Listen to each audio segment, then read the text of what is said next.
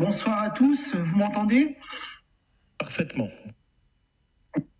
Et moi, je dirais que c'est un rapport quand même extrêmement important ce soir. Et je crois qu'au-delà des clivages politiques, je crois qu'il y a tout d'abord le sujet des saturomètres. Ça a été très bien dit par un certain nombre d'entre vous, et c'était de pouvoir libérer des lits d'hospitalisation de forme en diminuant des hospitalisations et surtout en faisant des sorties précoces. Moi, j'ai vu aucun professionnel de santé, aucun patient dans les nombreux GHT qu'on a eu ces derniers jours qui finalement n'ont pas trouvé l'opération finalement insidieuse et surtout pertinente. Et surtout, je pense que ces saturomètres vont rester dans l'arsenal de prise en charge des patients, même si aucune société savante n'avait porté de recommandations. Quand je dis aucune société savante, c'est quelque part pour dire qu'à un moment, nous ne pouvons pas tous être médecins avec un CAP en 15 jours. Et je pense que par moment, nous avons tous nos connaissances, nous avons tous nos doctorats en médecine. Et pour autant, parfois, c'est des initiatives qui sont finalement de bon sens et qui s'appliquent au plus grand nombre. Ces saturomètres, finalement, ils étaient en vente à libre chez tout le monde. Et quelque part, nous avons simplement massifié une bonne idée qui permet de profiter à tout le monde. Et je crois que c'est une bonne chose.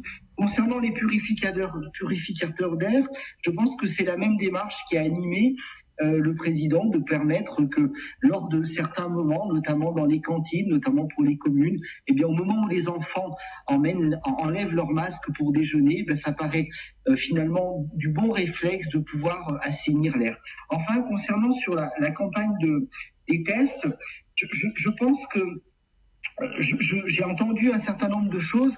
Je voudrais peut-être répondre à Sarah Boukala, parce que j'ai confiance en elle et que je sais qu'elle est honnête intellectuellement.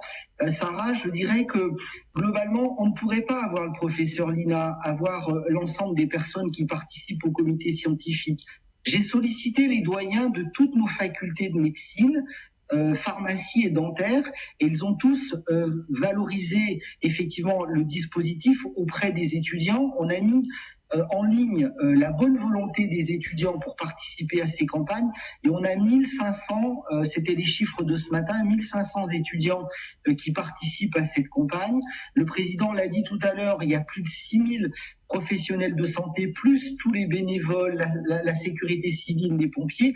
Donc naturellement qu'on peut jouer les experts dans cet hémicycle et parler de la sensibilité des tests. Mais est-ce que vous croyez franchement qu'on élit des élus régionaux pour pouvoir discuter de la sensibilité des tests antigéniques?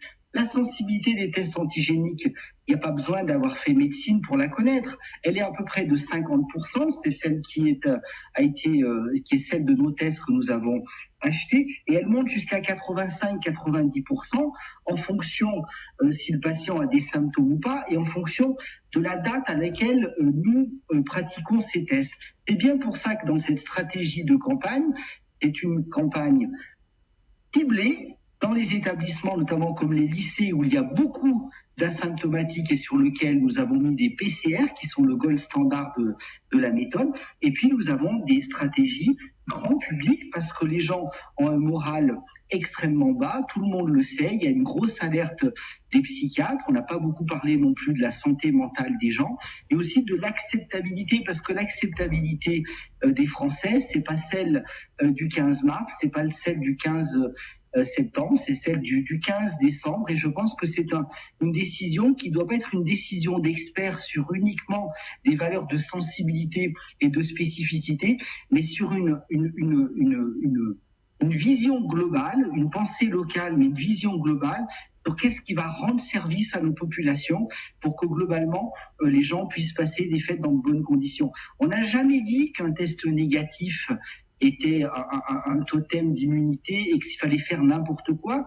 Donc je pense que effectivement, lors du rendu du test, je rappelle que c'est un test qui sera effectué à moins de 20 minutes du domicile des personnes, que ce test, eh bien, il y aura un rendu médical par un professionnel de santé médical ou paramédical, qu'il y aura justement un rappel des gestes barrières, un rappel des distances de sécurité, un rappel que la vaccination ne sortira pas pour l'instant la France de ce souci-là, puisqu'elle sera malheureusement pour tous qu'avant l'été, et que je pense qu'il y aura un gros rappel, et c'est bien le but de ces messages de santé publique. Et puis en cas de test positif, et je crois que les bels exemples que nous avons malheureusement devant les yeux, c'est ces lycéens qui finalement, soucieux d'aller faire le Noël avec leurs grands-parents, eh bien, se font des tests, se retrouvent positifs et finalement vont changer leurs habitudes ou n'iront qu'au-delà des 10 jours préconisés pour pas contaminer les grands-parents.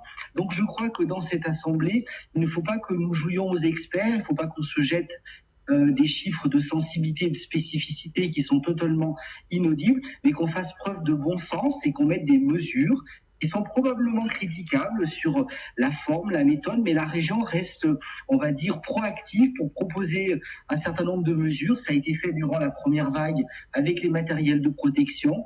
Ça a été fait avec la mobilisation de nos étudiants pour soulager les soignants. C'est fait maintenant avec les tests et je l'espère que demain, ça sera fait tous ensemble pour les campagnes de vaccination. Et je pense qu'il faut arrêter d'opposer les gens en permanence. Des élus que nous sommes tous entre deux scrutins électoraux. Donc arrêtons ces problématiques d'élections électorales qui polluent finalement et qui mettent finalement une mauvaise image à tous nos débats, et agissons sur ce qu'on pourrait faire chacun à sa place en fonction de ses connaissances pour améliorer cette fin d'année qui est bien difficile et bien éprouvante pour tout le monde. Merci. Merci beaucoup, Monsieur Noder, et on vous remercie encore pour votre implication.